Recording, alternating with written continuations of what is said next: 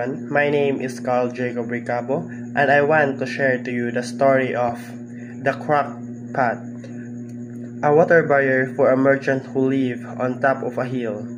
Every day he had to walk down the hill to collect water from stream. He would place it in two pots, which he hung on each end of a pole, and carried over his shoulder. One of the pots was perfect and always delivered a full portion of water.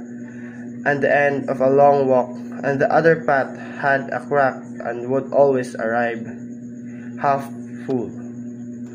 The perfect pot was proud of its accomplishment, while the poor crack pot was ashamed of his own imperfection.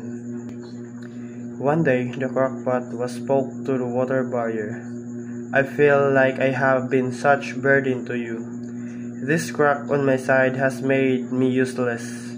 I end up spilling half the water and I feel so ashamed," he said. The water barrier smiled and quietly said, as we returned to the merchant house, "Today I want you to notice the beautiful flowers along the path."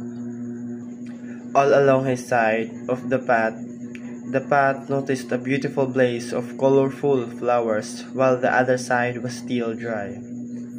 As they reached the top of the hill, the water barrier said, "I have always known about your crack, and took advantage of it by planting seeds that you watered every day.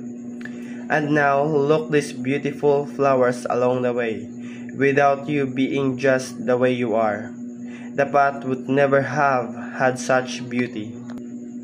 The crack pot was overjoyed. He understood that the very thing he threw to be his flaws turned out to be blessing to the flowers along the path. And thank you for listening.